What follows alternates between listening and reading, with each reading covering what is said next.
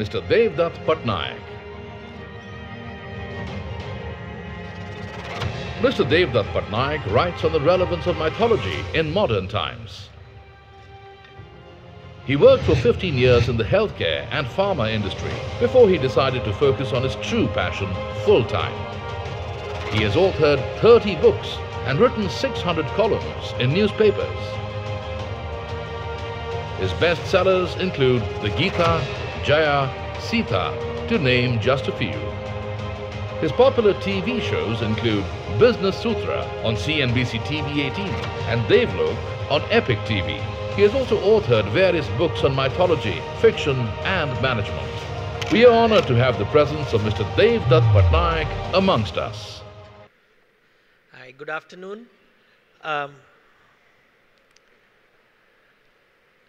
तो लोग मुझे हमेशा कहते हैं कि देवदत्त तुम पौराणिक कथाओं के हमारे जो पुराण कथा है, वेदों में जो विचार है, आप ये माइथोलॉजी शब्द क्यों इस्तेमाल करते हो? देखिए, ये जो शब्द होते हैं, शब्द के पीछे एक अर्थ होता है और हर अर्थ के पीछे एक भाव होता है। जब तक वो भाव नहीं समझेंगे तब तक वो शब्द का अर्थ भी नहीं समझेंगे। जो भी एक विचार होता है, भारत में दो शब्द होते हैं, एक है सत्य और दूसरा है मिथ्या। both these words, सत्य and मिथ्या, mean the truth. दोनों का मतलब सच है, लेकिन दो प्रकार के सच है। एक सीमित सच है, खंडित है, लिमिटेड ट्रूथ, इसको हम मिथ्या कहते हैं। और जो असीमित होती है, जो अखंडित होती है, जो लिमिटलेस होता है, उसे हम सत्य कहते हैं। So in the West, when the word truth is used, it is used qualitatively. In India, you use it quantitatively. Quantitative understanding of the world, कि हर सच सीमित होता है। तुम्हारे पास जितना भी ज्ञान है वो सीमित है। असीमित ज्ञान किसके पास नहीं होता? अगर होगा तो वो भगवान के पास है। तो ये is a very typical Indian concept कि कुछ भी ज्ञान, सब ज्ञान ऐसे होता नहीं है। There is no thing as truth. There is either limited truth और लिमिटलेस ट्रूथ। लिमिटेड ट्रूथ को हम मिथ्या कहते हैं, लिमिटलेस ट्रूथ को हम सत्य कहते हैं। तो आप जो भी बोलोगे वो सच है। कोई झूठ नहीं बोलता, सब सच ही बोलते हैं। लेकिन क्या वो सीमित है कि असीमित है? That is different. तो कुछ लोगों के पास ज्यादा ज्ञान होता है, कुछ लोगों के पास कम ज्ञान होता है। अपने ज्ञान के हिसाब से वो सच बोलते हैं। ये देखने का नजरिया बहुत ही अलग है, लेकिन हम ये ज्ञान हम भूल चुके हैं। ये जो ज्ञान है, this is the Indian way of thinking. इसलिए we have been a very tolerant and inclusive people कि तुम्हारा देवता भी देवता, उसका देवता भी देवता। घर के पूजा घर में सबके देवता रखे जाएंगे। अनंत देवता आपके पूजा घर में रह सकता है। बहू आती है तो एक देवता लेके आती है, दामाद आता है तो देवता लेके आता है। देवता का मतलब क्या है? एक प्रकार का विचार। हर विचार को हम एक्सेप्ट करते हैं कि आने दो, आने दो, आने दो, क्योंकि हमारे पास वो क्षमता है उसे रिसीव करने की। When you want to understand, let me explain this with an example. अगर आपको रामायण सचमुच में समझना है तो आपको महाभारत पढ़ना पड़ेगा, क्योंकि रामायण सीमित है, असीमित नहीं। रामायण का ज्ञान पाने के लिए महाभारत जानना पड़ेगा। लेकिन रामायण महाभारत तभी एक्सप्लेन हो सकेगा, you will be able to understand Ramayana and Mahabharata, जब तक आप विष्णु पुराण नहीं पढ़ोगे। क्योंकि जब तक विष्णु पुराण नहीं पढ़ोगे, विष्णु तत्व नहीं जानोगे, तब तक राम और कृष्ण समझ में नहीं आएंगे। Vishnu Purana will make no sense unless you read Shiva Purana, क्योंकि विष्णु को समझने के लिए आपको शिव जी समझना पड़ेगा।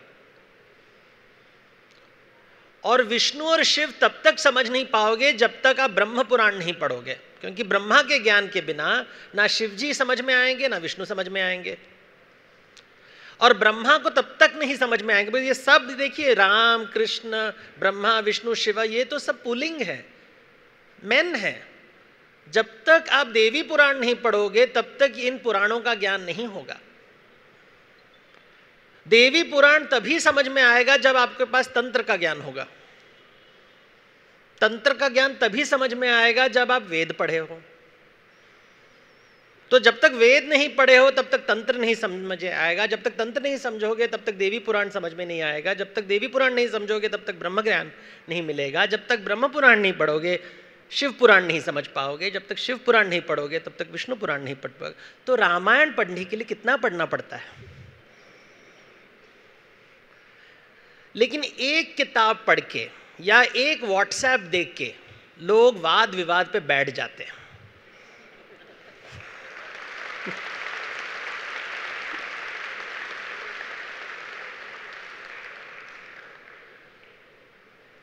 अभी ऐसे लोगों के साथ आप कैसे बर्ताव करोगे, क्योंकि तलवार लेके आके सामने खड़े हैं, और ये मुहावरा वाला तलवार नहीं, सचमुच का तलवार होता है।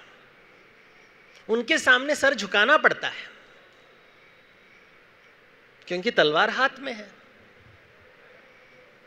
आपको मानना पड़ेगा कि जो सीमित ज्ञान उनका है वही असीमित है, क्योंकि जीव भी तो बचाना पड़ेगा। व्यवहारिक जीवन में सत्य की खोज में सर तो नहीं कटाएंगे ना। तो इसी को हम कहते हैं कि जब जितने लोग देखते हैं कि उनकी सीमित ज्ञान को जब हम देखते हैं, तो जब ऋषियों ने इसको देखा तो उन्होंने कहा कि ये सब माया है। हर आदमी अपने आप को समझता है कि ब्रह्म ज्ञान उसके पास है। He has everything, he has infinite knowledge, लेकिन सबके पास केवल सीमित ज्ञान है। This approach is very important in management, because the day you believe that you know everything, that's the day of business will collapse. Because कब market बदलेगा, कब Trump आएगा, किसी को नहीं पता। जितने भी भृगु शास्त्री थे, जितने भी ज्योतिष शास्त्री थे, उनको नहीं पता था कि यह आएगा। आया। We don't know what holds in the future, तो हमारा ज्ञान हमेशा सीमित रहेगा। We will always be limited, but we'll always speak. Our companies will always be limited companies. They won't be limitless companies. जो देश भी होता है उसका एक दायरा होता है, there's a boundary, एक सीमा होती है। तो हर चीज में एक दायरा होता है, एक सीमा होता है, एक लिमिट होता है। ये अगर हम याद रखें फिर ही हम भारत को समझ पाएंगे। And trust me, the more I understand India, the more I realise what a fabulous country it is. And it is fabulous because यहां पे लोग इन अ वेरी इंट्यूटिव वे, शब्द नहीं पता है उनको, अर्थ नहीं पता है, लेकिन भाव पता है। जब तक भाव रहेगा everything is okay. And this भाव is something that we have unfortunately we don't value. हम इसको वैल्यू नहीं करते, because everybody wants to be a professional. Professional का मतलब क्या है? भावहीन जिंदगी। Be professional, be rational, don't be emotional, don't imagine. अपना कार्य करते रहो like a psychopath. This is a very scary phenomena. ऐसा दुनिया नहीं चलता है। You see, it's very interesting. जब गीता हम पढ़ते हैं तो गीता में Arjun is sitting over there, and Arjun is famous for focus. He is very focused. Famous story है ना, जब उसको एक पंछी दिखाई देता है तो कहते कि तुझे दिखाई क्या देता है, जब गुरु द्रोणाचार्य बोलते हैं तो कहता है कि मुझे केवल पंछी की आंख दिखाई देती है, या मछली जब दिखाते हैं क्या दिखा, मुझे केवल मछली की आंख दिखाई दे। फोकस, हम ये बच्चों को बताते, देखो कितना फोकस है उसमें। सो दैट इज गुड, जिंदगी में फोकस होना चाहिए।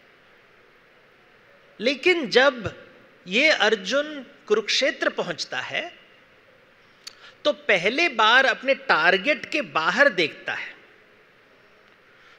है कि टारगेट के पीछे एक मनुष्य खड़ा है और वो मनुष्य उसका भाई है।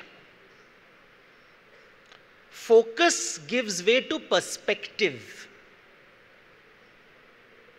फोकस जिसको ध्यान कहते हैं वो धारणा में बदल गई है, मतलब देखने का दृष्टिकोण बदला है। जो सीमित ज्ञान था कि जस्ट टारगेट देखो, टारगेट को मारो, कुरुक्षेत्र में उसका नजरिया बदल गया। उसने कुछ और देखा। तब तक तो लोगों को मारता रहा, प्रॉब्लम ही नहीं था लोगों को मारने में। सामने जब आया भाई तो बोला मैं मारूं कैसे, how will I shoot, because suddenly वो आदमी पहचाना है, फैमिली है, फैमिली को कैसे मारूं। तो जो फोकस अच्छा होता है या पर्सपेक्टिव अच्छा होता है? Should you be focused in life and see just the target, और should you have a strategic view of things? कैसा दृष्टिकोण होना चाहिए? ये प्रश्न आता है अर्जुन के सामने, क्योंकि जब सामने देखता है he suddenly realizes the complexity of decision making, because एक बार तीर छोड़ोगे वो वापस नहीं आएगा, और 18 चैप्टर्स लगते हैं उसको कन्विंस करने के लिए, 700 वर्सेस लगते हैं। और मुझे लोग हमेशा कहते हैं कि सबसे दुनिया का सबसे अच्छा मोटिवेशनल स्पीच है गीता, और मैं हमेशा कहता हूं देखो मोटिवेशन श्री कृष्ण दे रहे हैं, बच के रहना, क्योंकि वो मोटिवेशन नहीं दे रहे हैं, वो सनातन ज्ञान दे रहे हैं। और वो सनातन ज्ञान इज कॉम्प्लेक्स, बिकॉज महाभारत में हम हमेशा कहते हैं कि पांडवों की विजय, वो विजयी हुए। कुरुक्षेत्र में Kaurava was defeated, Pandavas were victorious. But ध्यान दीजिए, don't see the big picture, see the small picture. Arjun का अभिमन्यु मारा जाता है, भीम का घटोत्कच मारा जाता है, द्रौपदी के 5 बच्चे मारे जाते हैं, राज्य मिलता है, बच्चे नहीं। धर्म स्थापना होती है, श्री कृष्ण को क्या मिलता है? गांधारी का श्राप मिलता है। अभी ये बताने के बाद सडनली कहानी कॉम्प्लिकेटेड हो गई। स्टोरी सिंपल था, नायक खलनायक, नायक के तरफ भगवान आ गए, खलनायक को मारा, हैप्पी एंडिंग। दूरदर्शन में वैसे ही दिखाया गया था, B.R. चोपड़ा का महाभारत, इसे बॉलीवुड महाभारत कहते हैं। सनातन ज्ञान नहीं है वहां पे, क्योंकि सनातन ज्ञान जब होगा तो वो असीमित ज्ञान की तरफ जाता है। It looks at things from different perspectives. युद्ध करना चाहते हो तो युद्ध तो करना ही है, इसका ये गारंटी नहीं तुम्हारे बच्चे बचेंगे।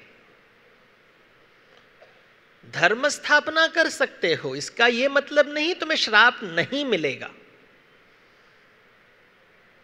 ये जो कॉम्प्लेक्सिटी है ये टीवी पे नहीं दिखा सकते, इसके ऊपर चिंतन करना पड़ता है।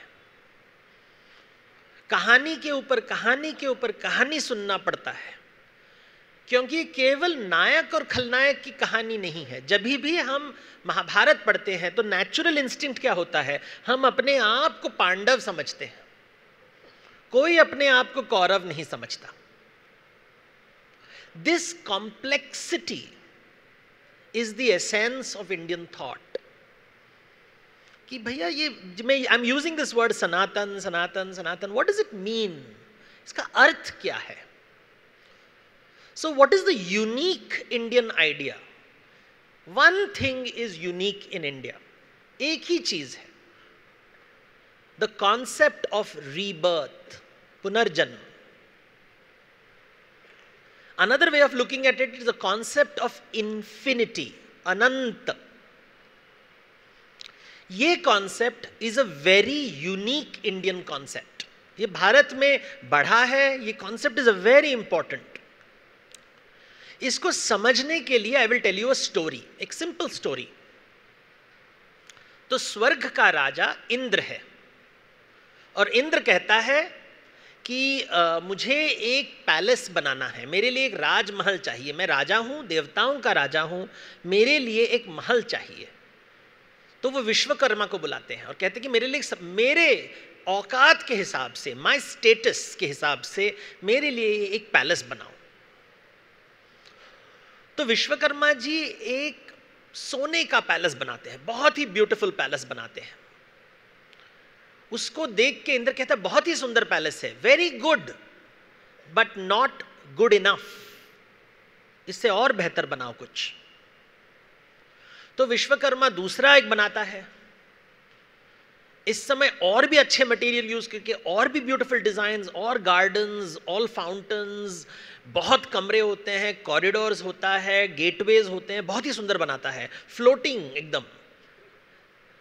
उसको देख के इंद्र कहता है बहुत ही अच्छा, बहुत खूब, very nice, good but not good enough, इससे भी कुछ बेहतर बनाओ, मैं देवों का राजा हूं.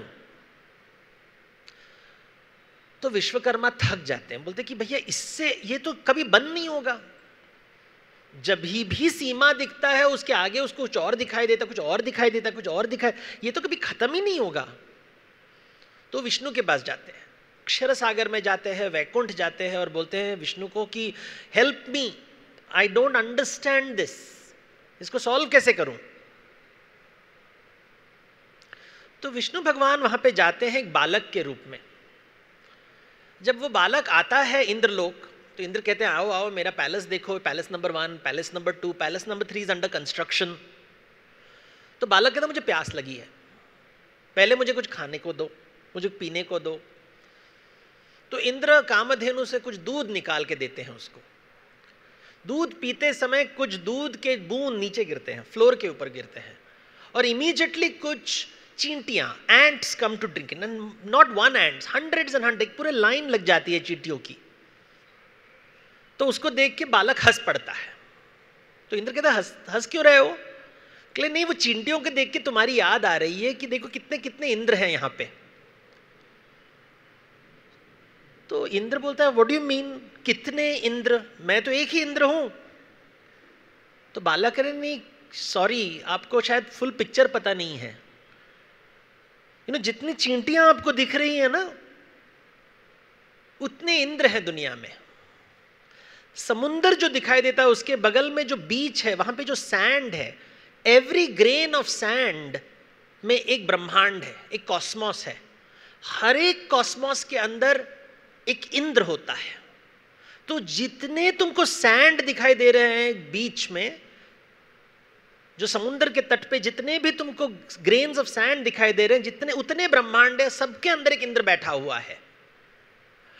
ऐसे इंद्र पहले भी थे और पीछे भी आएंगे. तुम्हारे जैसे राजा आए और गए. हर आदमी राजमहल बनाता है, एक दो, उसके बाद मैं आके देखता हूं और देखता हूं कि हाँ एक और राजा आ गया, एक और महल बना रहा है. तुम जब जाओगे दूसरा इंद्र भी आके और एक मंदिर बनाएगा, एक और महल बनाएगा. क्या बड़ी बात है. तो इंद्र जब ये सुनता है तो उसको बहुत, ही gets very disturbed. I am not alone, क्या बोल रहे हो तुम? I thought I was special, मैं खास हूं. तो बालक कहता है आप अपने लिए खास हो, दूसरों के लिए नहीं. इंद्र आते हैं जाते हैं इस अनंत सागर में. हर इंद्र अपने आप को समझता है कि वो स्पेशल है. जैसे एक जंगल में आम का पेड़ होता है, वो आम का पेड़ लगता है कि मैं सबसे मीठा आम देता हूं दुनिया का. लेकिन जब वो आम का पेड़ सूख जाता है, पूरे वन में, पूरे आरण्य में कोई उसे याद नहीं रखता, नए पेड़ आ जाते हैं। जितने पेड़, जितने वन, उतने इंद्र। ये है अनंत का कॉन्सेप्ट। ये अनंत का कॉन्सेप्ट आप बुद्धिज्म में देखोगे, जैनिज्म में देखोगे, हिंदुइज्म में देखोगे, आप और कहीं नहीं दिखोगे।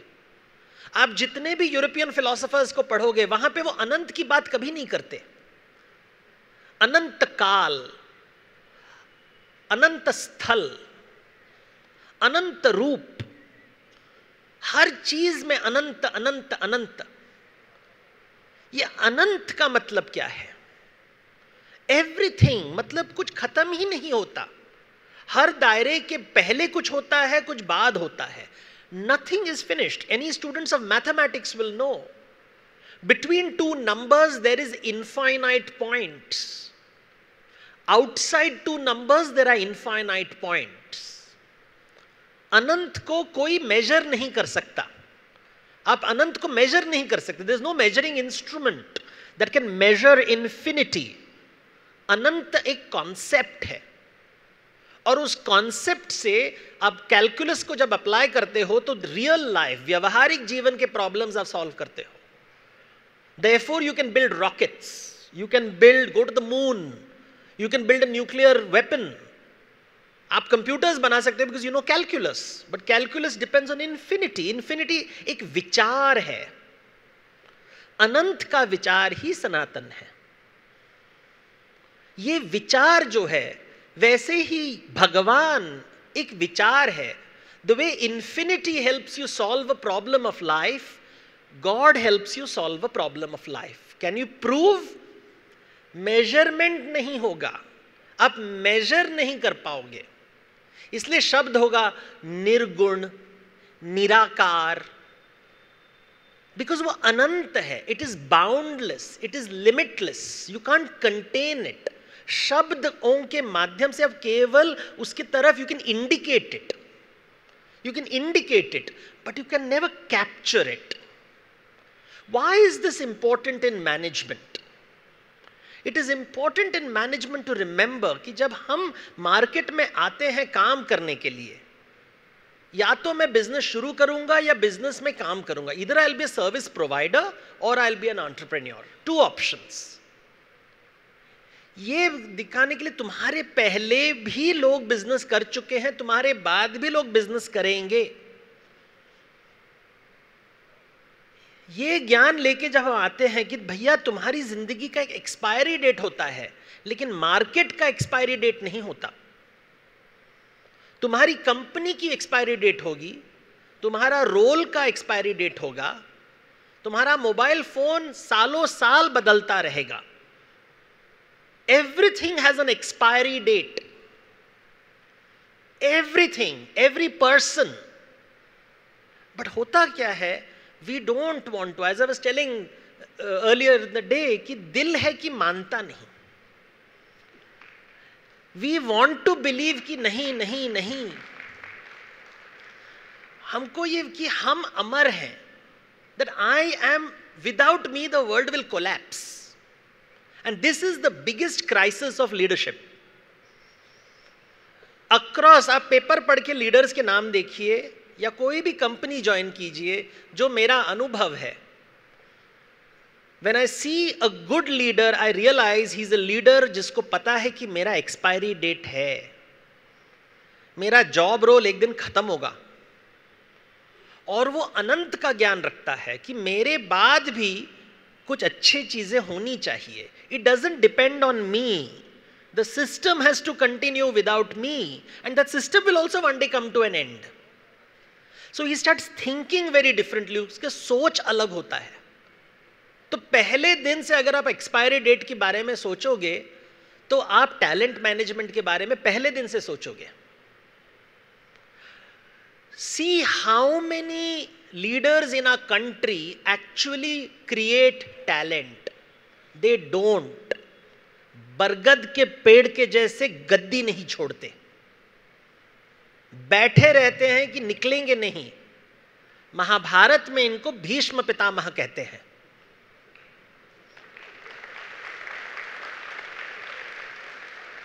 और कृष्ण कहते हैं कि आप बहुत महान हो, लेकिन प्लीज लेट जाओ। अगर लेटते नहीं हो तो तुम्हें तीरों से मार के वहां पे I will pin you to the ground. मार तो नहीं सकता, आपके पास तो इच्छा मृत्यु का वर है, तो I will pin you to the ground, ताकि आप एक मसल भी मूव नहीं कर पाओगे। और आपके सामने देखो कि दुनिया चल रही है, कुछ नहीं होता, आप इतने महान नहीं हो। राम के बाद भी दुनिया चलती थी और राम के पहले भी दुनिया होती थी। राम आए गए, दुनिया तो चलती रहेगी। वन में पशु रहेंगे, आएगा जाएगा। इसी कॉन्सेप्ट को रिपीट रिपीट रिपीट वेदों से शुरू होता है, निगम शास्त्र में मिलेगा, अगम शास्त्र में मिलेगा, सब जगह मिलेगा, सिर्फ मैनेजमेंट टेक्स्ट बुक्स में नहीं मिलेगा। Because management as we understand it today is based on Western ideas. अनंत का ज्ञान वहां नहीं है और समझ भी नहीं है।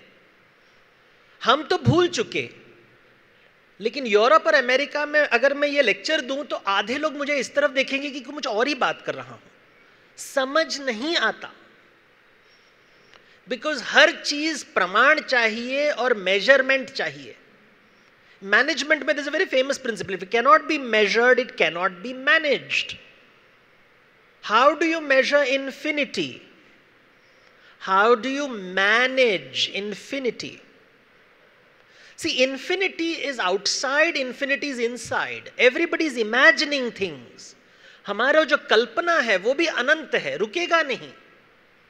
Every day we want new experiences, new experiences, new experiences.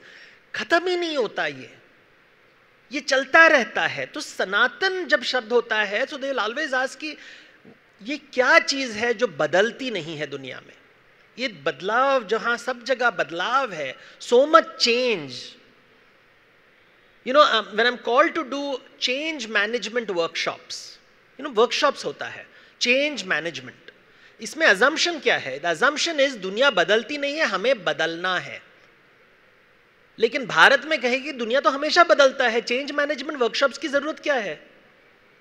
You are always changing, you have to keep riding the wave, you have to continuously keep changing.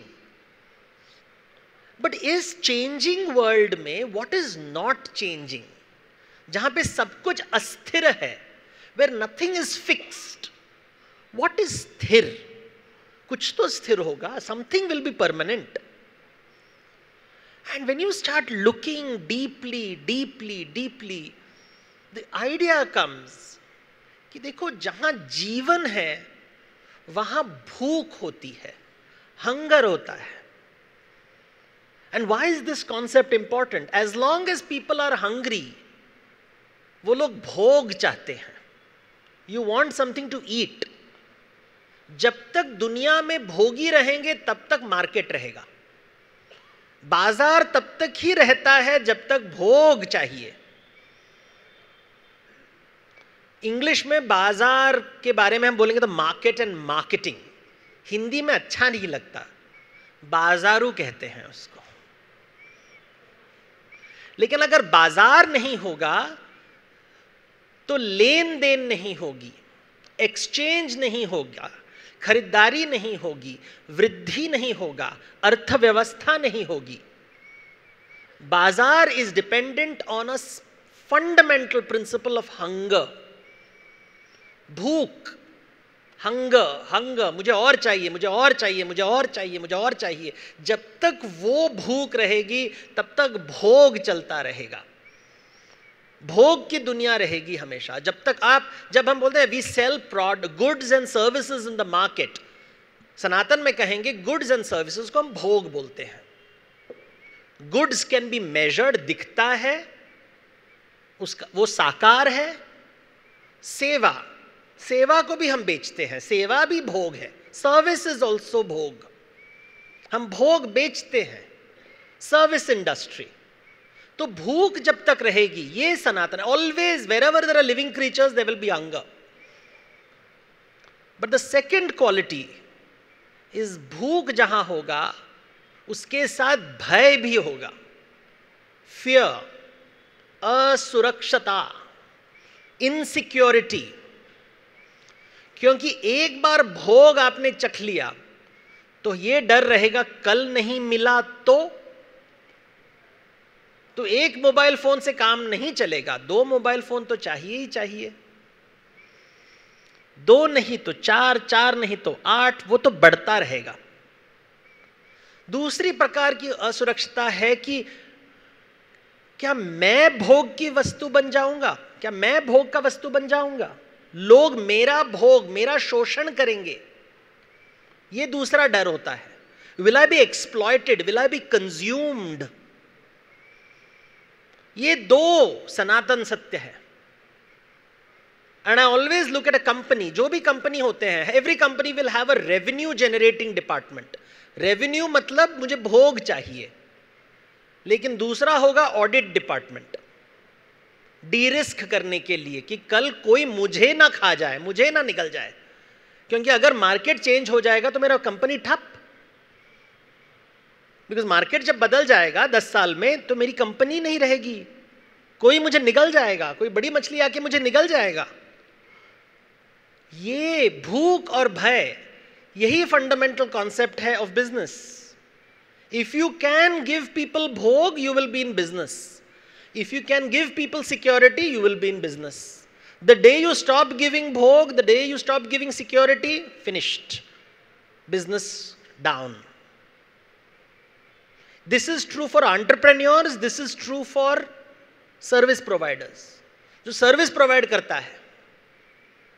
When you work in a management firm और आप client के साथ बात कर रहे हो, आप हमेशा ढूंढते रहते हो, जब आप बैलेंस शीट पढ़ रहे हो, आप देख रहे हो कि भैया इसका भूख क्या है, इसका भय क्या है. जब तक मुझे भूख और भय, इनफैक्ट यही सीक्रेट है of a good marriage. Good marriage is only that. सामने वाले का भूख और भय को मैं मैनेज कर लूं तो उसको आप पकड़ में रख सकते हो, नहीं तो दिगंबर होके चला जाएगा. बिकॉज जिस दिन भूख नहीं है, जिस दिन भय नहीं है, आप साथ क्यों रहोगे. चीजों को जोड़ने का, संबंध बनाने का, पूरी दुनिया जब बदल रही है, ये 2 चीज सनातन सत्य है. भूख और भय. भूख और भय. कोई भी मूर्ति हम देखें, भगवान की मूर्ति देखें, तो the hands are always in 2 forms. मुद्राएं होती है, एक होता है नीचे की तरफ, एक होता है ऊपर की तरफ. नीचे की तरफ है वराद मुद्रा, भोग, लक्ष्मी. ये है अभय मुद्रा, अभय, सिक्योरिटी, दुर्गा, शक्ति. यही हम देते हैं, यही बिजनेसमैन देता है. जब मैं वॉशिंग मशीन खरीदने जाता हूं तो मैं पूछता हूं कि इसका वैल्यू फॉर मनी है क्या. एक बार मैंने खरीद लिया, उसके बाद भय आता है. गारंटी है, वारंटी है, आफ्टर सेल सर्विस है. जो भी ये 2 चीज दे दिया मुझे, उसका तो बिजनेस चलता ही रहेगा, क्यों बंद होगा. लेकिन मार्केट में एक नई प्रोडक्ट आ जाती है, better value for money, better service, मतलब और अच्छा भोग, और अच्छा फियर मैनेजमेंट, रिस्क मैनेजमेंट. आपको तो मैं भूल जाऊंगा. आप पुराने पेड़ बन जाते हो, मैं नए पेड़ का फल खाऊंगा. यही है सनातन सत्य. सो जब हम बोलते हैं बिजनेस, व्यापार, ये आइडिया सब जगह मिलता है, हमारे शास्त्रों में हमेशा मिलता है. सिर्फ ढूंढना पड़ता है. शब्दों के बीच के अंदर जो अर्थ होता है और अर्थ के पीछे जो भाव होता है, उसे ढूंढना पड़ता है. जब ढूंढते हैं तो सब प्रॉब्लम्स मिल जाते हैं कि हाँ यही बता रहे हैं. अनंत दुनिया, इस अनंत दुनिया में हमारा अस्तित्व, सबसे बड़ी बात जो शास्त्रों में कहा गया है. तो भूख और भय तो हमेशा रहेगा. I always tell people, when I meet some of the richest people in India, you know, लोग कहते थे, जब गरीब आदमी बोलता है कि नहीं मुझे जब पैसा होगा तब मुझे शांति मिलेगी, तो मुझे लगता है कि जो सबसे अमीर आदमी है उसमें के पास तो बहुत शांति होनी चाहिए, लेकिन वो तो भयभीत है. भयभीत, नर्वस ब्रेकडाउन ऑलमोस्ट, टच करोगे तो। या कोई भी पावरफुल आदमी के पास जाते हो, राजमहल में जाके, आजकल राजमहल नहीं होते हैं, हम उसको पार्लियामेंट बोलते हैं, लेकिन बर्ताव तो वैसे ही होता है ना। बर्ताव तो जो बाबू होता है, जो लीडर होता है, वो तो राजा के जैसे बिहेव करता है। लेकिन आप गौर से ध्यान कीजिए, जब आप उसको देखते हो, क्या आप राजा को देखते हो या राजा के तलवार को देखते हो? कोई राजा से बात थोड़ी ना करता है, हम राजा के तलवार से बात करते हैं। जिस दिन तलवार गई उसके तरफ देखता कौन है? राजा को भी वो पता है। जो राजा होता है इसलिए बहुत लोनली होता है, अकेलापन बहुत महसूस करता है, कहता है कि मेरे साथ कोई तो बात करो, तलवार से बात मत करो। उसके पीछे एक जीव आत्मा है, उसको देखो, लेकिन पता है उसका मूल्य तलवार तक सीमित है। जिस दिन तलवार चला जाएगा उसको कोई नहीं देखेगा, प्रशंसक चले जाएंगे, तो तलवार को पकड़ के रखता है, पकड़ के रखता है, और तलवार लाता है, और तलवार लाता है, और भयानक असुर के जैसे रूप लेता है, और कहता है मेरे तरफ कोई देखता क्यों नहीं? यह भी सनातन सत्य है, नहीं बदलेगा नहीं, ये तत्व ज्ञान है। क्योंकि हम चाहते हैं, we want things to people to look at us. लेकिन ये जो अकेलापन जब हम समझते हैं तो लीडर का अंडरस्टैंडिंग आता है।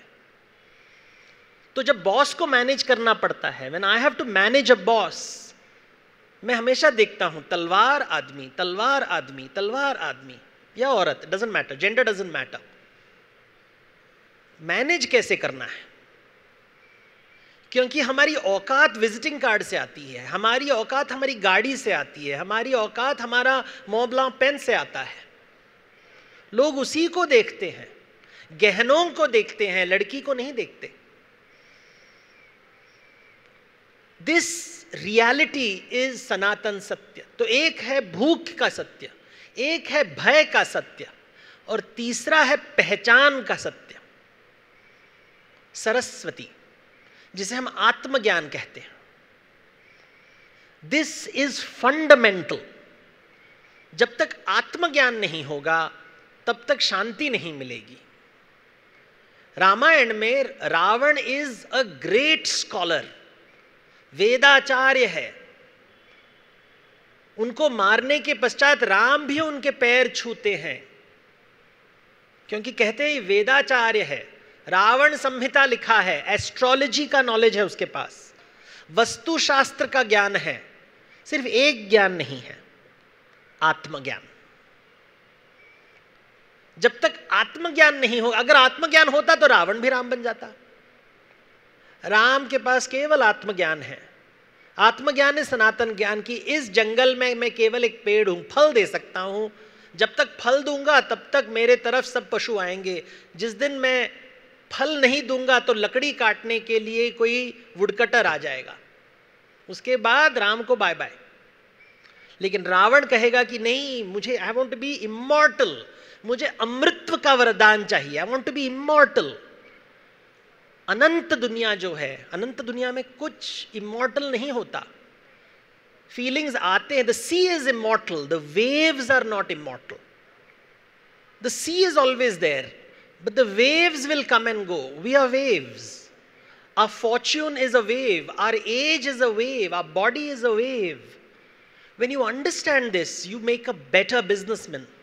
Because the problem in today's industry is the fact that we have too many smart businessmen, very few wise businessmen. चंट बहुत लोग हैं, और हम चंट को कितना स्मार्ट है, बेवकूफ है, बिकॉज उसको सनातन का ज्ञान नहीं है। See, Ravana is always exciting, right? 10 sir, 20 हाथ, प्राइवेट जेट, सब कुछ है उसके पास। राम के पास क्या है?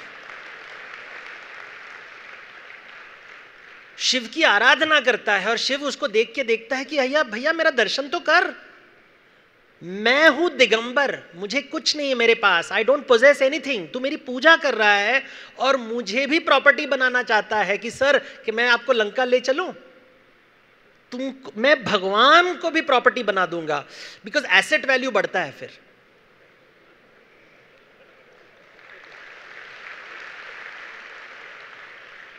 दिगंबर को प्रॉपर्टी बना रहा है और शिवजी देख के, you know what is the भाव?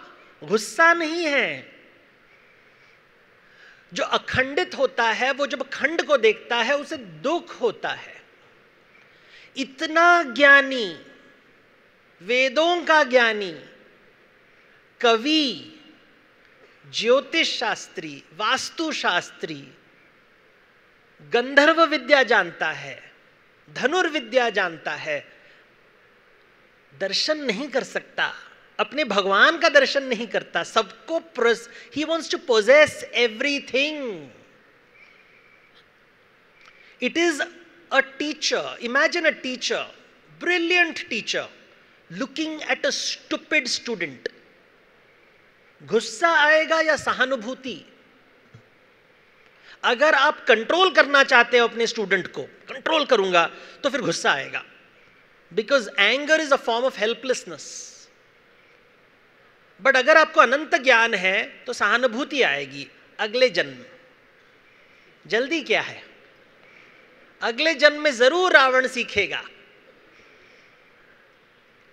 और रावण कहता देखता हूं, नहीं सीखूंगा, अनंत काल तक नहीं सीखूंगा। घमंड जो है, इसलिए रामायण चलती रहेगी, राम आते रहेंगे, देखते रहेंगे कि देखो इतनी पत्नियां होके भी मेरे पत्नी के ऊपर आंख है। और वो कह रही कि listen, I am not interested in you, and he is asking why.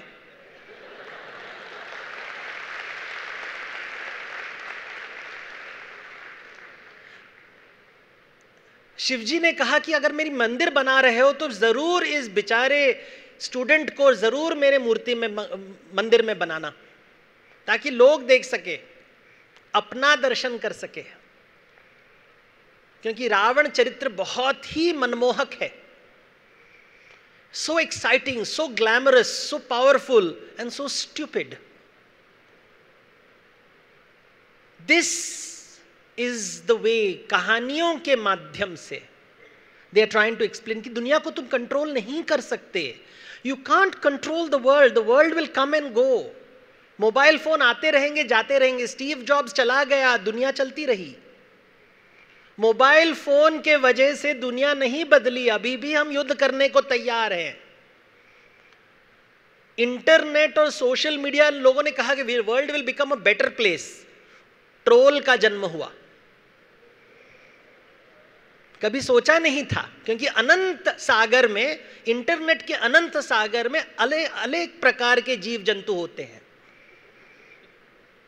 नए प्रकार के जीव मिले, पहले देवलोक, असुरलोक, अभी इंटरनेट लोक। इंटरनेट लोक में ट्रोल,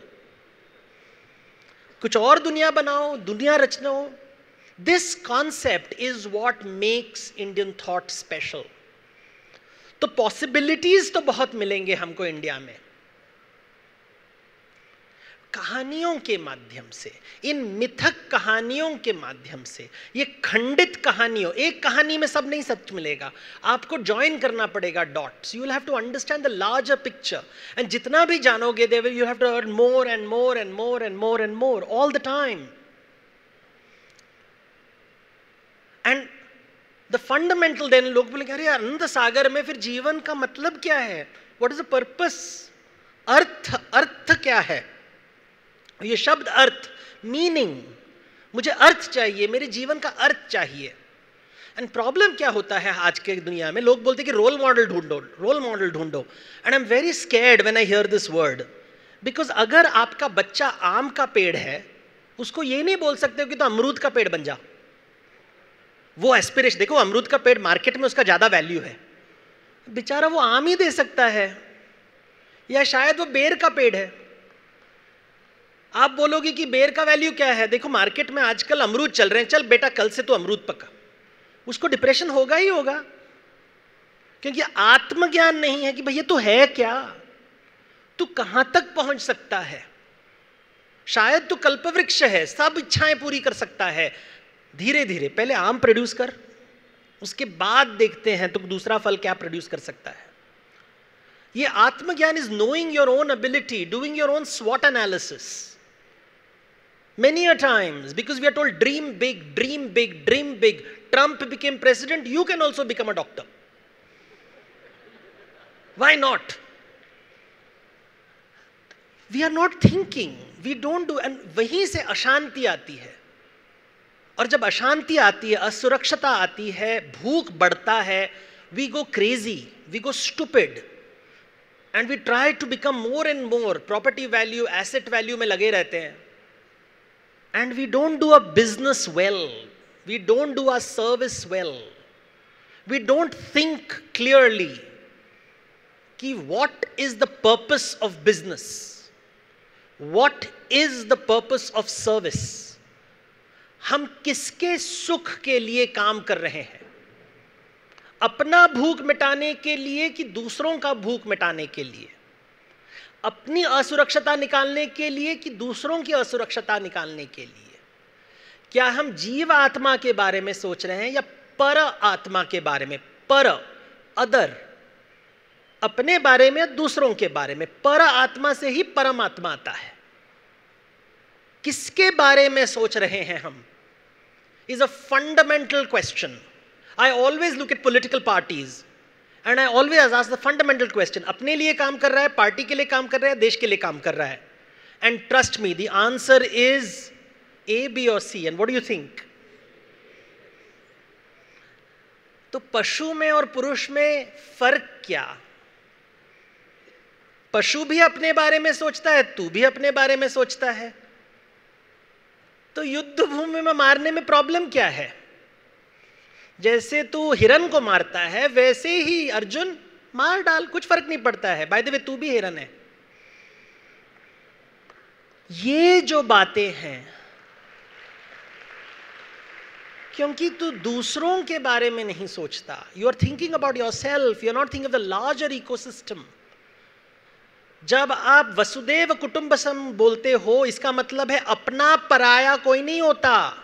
इसका मीनिंग ये है, उपनिषद से आता है। ये लाइन डाल दिया हमने, नारेबाजी कर दी हमने, वसुदेव कुटुंबकम। हाँ, वेरी नाइस। इसका मतलब क्या है? अपना पराया के बीच में दायरा नहीं होता।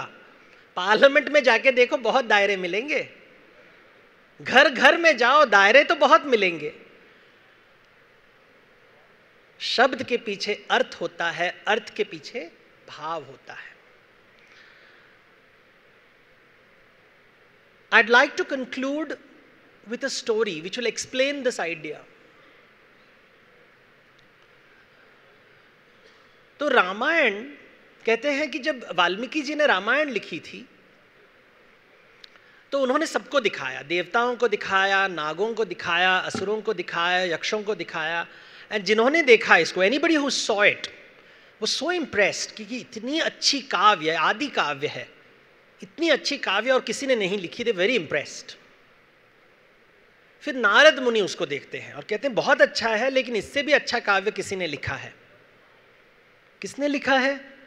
हनुमान जी ने लिखा है। तो वाल्मीकि जी बोलते हैं बट वो तो वानर है, वानर को भी आता है कविता लिखना। सर, राम जी के राज्य में कुछ भी हो सकता है।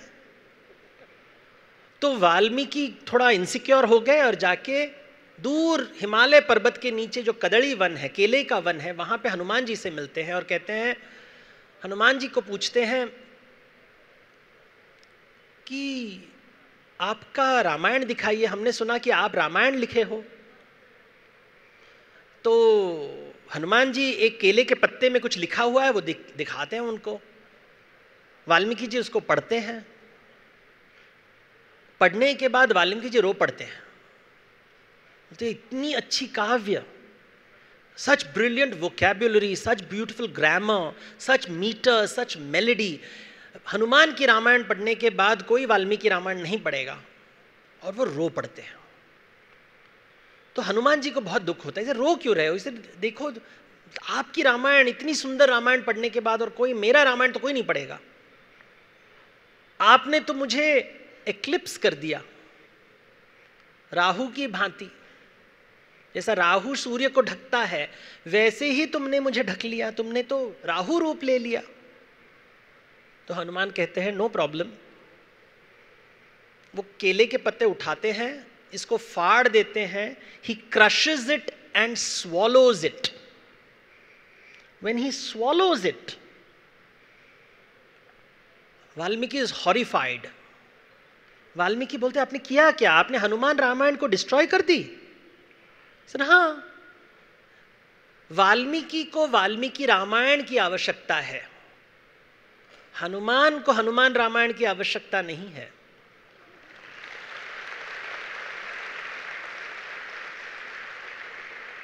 वाल्मीकि, तुमने वाल्मीकि रामायण क्यों लिखा? तुमने ये लिखा ताकि दुनिया वाल्मीकि को याद रखे। हनुमान ने हनुमान रामायण क्यों लिखा? क्योंकि हनुमान राम जी को याद करना चाहते थे। हनुमान ने रामायण लिखी राम जी को याद रखने के लिए, वाल्मीकि ने लिखी रामायण वाल्मीकि याद सब करें। आपका जो बिजनेस है, आपका जो सर्विस है, वो आपकी रामायण है। पूछ लीजिए क्या आप वाल्मीकि बनना चाहते हैं या Hanuman? Thank you.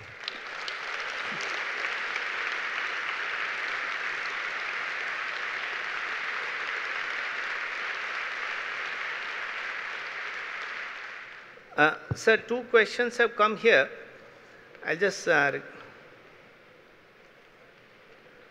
as we know, in Mahabharata, both Pandavas and Kauravas suffer in the process of dharma sthapna, and you relate this with complexity of Sanatan Dharma.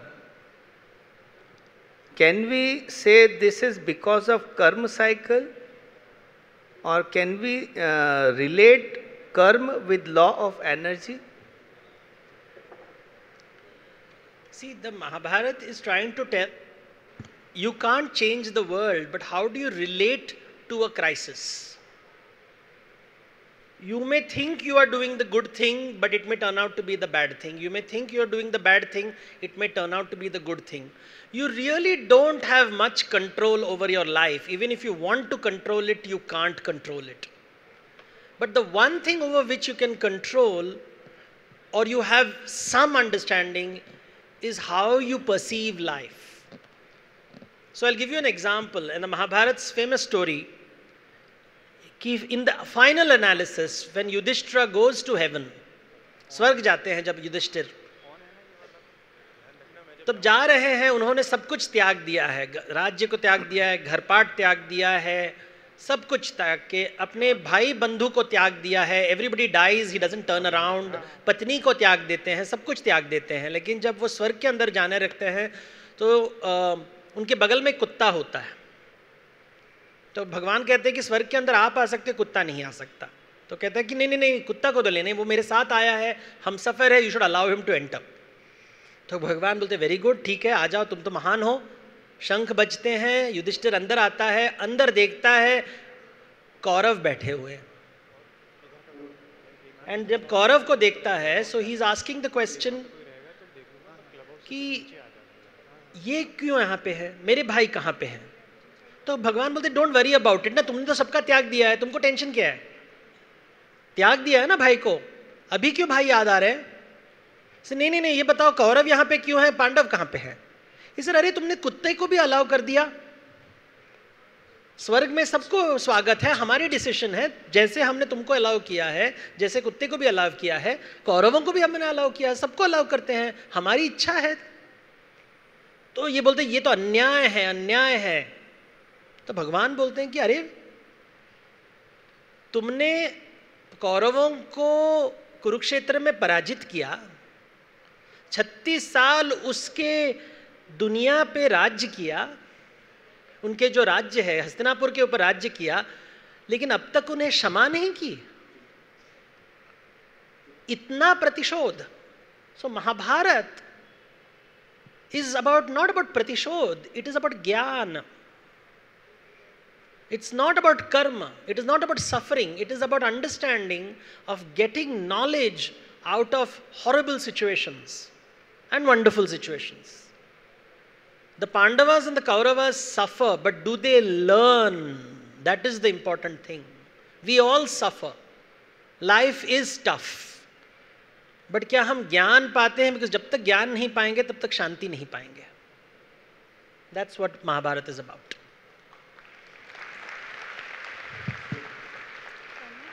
Sir, so the next question is correlate to your answer. So are we all modern day Ravans?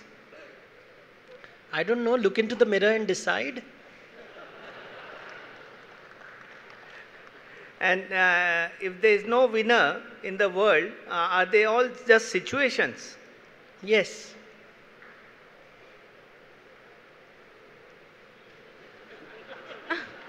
इतना simple question का simple ही answer होगा ना.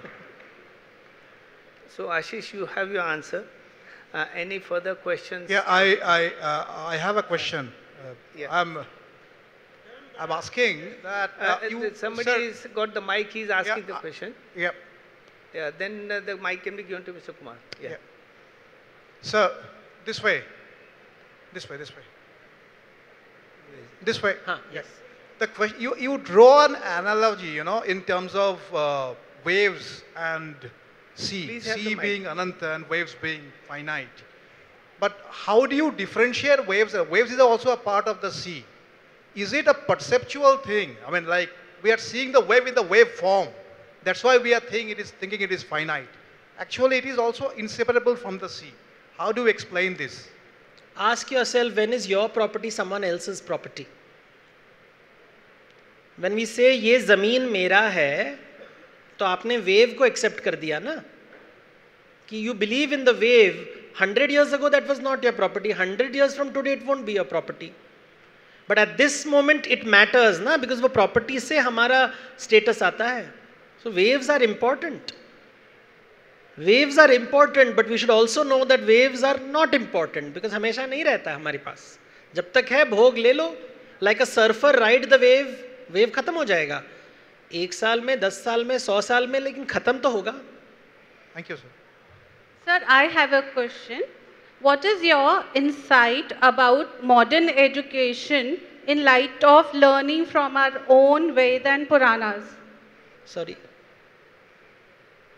Please repeat. What is your insight about modern education in light of learning from Veda and Puranas? Please remember, when the Vedas and Puranas were being taught, they were not accessible to women. Modern education is open to all. So modern education, Veda and Purana has to learn a lot from modern education. ये हमेशा बच के रहना चाहिए कि sometimes जब हम सनातन की बात करते हैं तो लोगों कहते हैं कि हमारा भारत कितना महान था. वो भी माया है. Because हर वेव में कोई ना कोई प्रॉब्लम होता है, और दूसरे वेव में कुछ और प्रॉब्लम आता है, और तीसरे वेव में कुछ और प्रॉब्लम होता है. कोई वेव दूसरे वेव से बेहतर नहीं होता, और जो बहुत ही बड़ा वेव होता है उसको सुनामी कहते हैं. वो बहुत ही भयानक होता है. Hello. Okay, now Sir, we have time only for the last question. Mr. Kumar, can you please ask?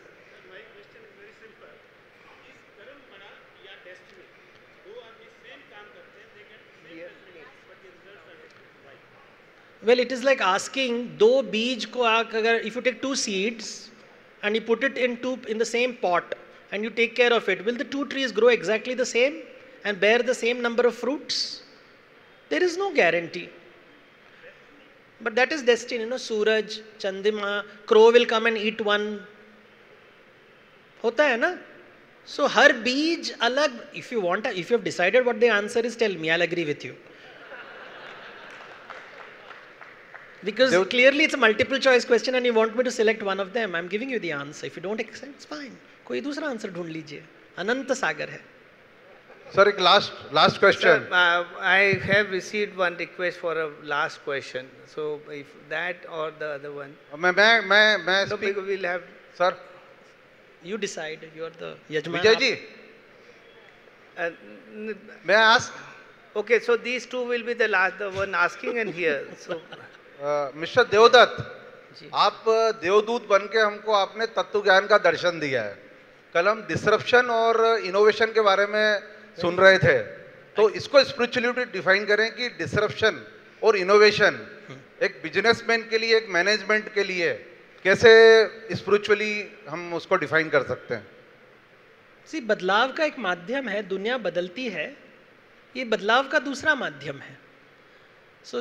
जब इसको हम डिसरप्शन बोलते हैं एंड ऑल दैट, ये जस्ट बदलाव, it's a different way of looking at the world. हर दुनिया नहीं हमेशा रहेगी. So you change the rules of the game, that is all disruption is.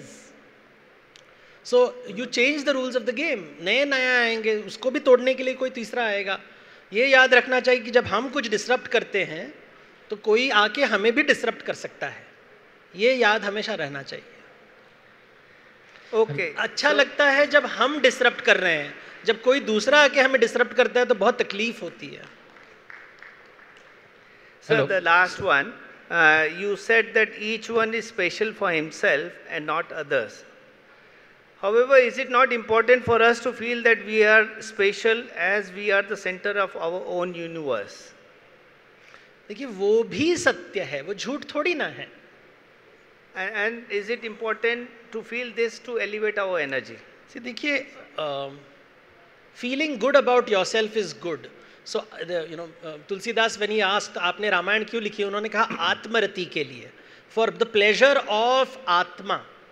लेकिन कौन सी आत्मा के बारे में बात कर रहे थे? जीवात्मा जो उनके भीतर है या परमात्मा जो सामने वाले के आत्मा?